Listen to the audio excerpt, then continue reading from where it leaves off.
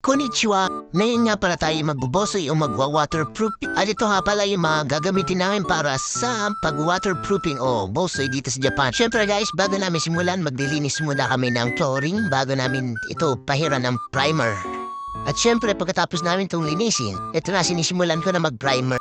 At siyempre pag nilatagan namin ito ng shito, ito ay parang dikit na dikit. Parang jowa mo lang kung kumapit.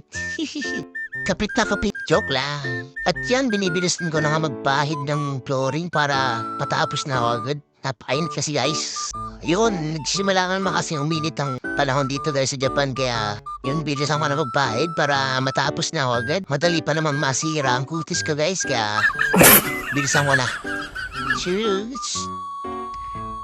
At yan, nilalatagan ko na nga ng shito. Sinusukat ko lang muna ba? Dikit na dikit yan guys pag mas madikit pa sa jowa niyan. Pag naidikit niya na. Tapos yan, paikot-ikot ko lang tapos didikit ko na rin yan guys. At ngayon naman ay naitipan din mga joint na dinikit naming shito dito sa flooring. At yan yung boss ko nasa likod ko na kulay blue. Siya yung nagsisil. Ilalagyan ng seal yung mga dugsuhan sa gilid-gilid yan. Para talagang hindi pasukan ng tubig, nilalagyan namin ng seal. At ako naman ay nagtitape dyan sa mga dugsuhan ng nilagay naming shito yan.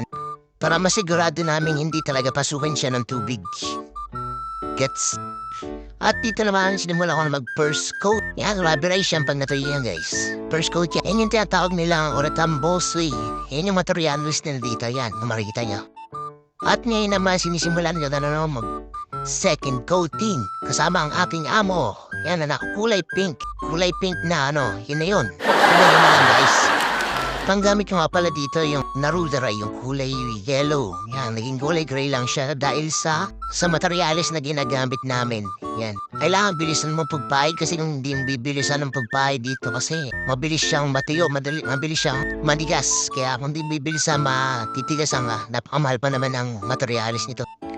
At ito na nga ang kinalabasan ng second coat. At ngayon naman, nandito na tayo sa final. Sinimulan na namin mag-finishing. Magkasama na naman kami dalawa ng amo ko. Ayan, siya yung nasa gilid.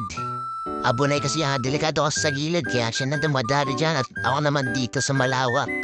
Ang ganda ng sikat ng araw. Kaya napaganda rin magpintura ngayon guys. At ito na nga, natapos na ang bosoy o waterproofing.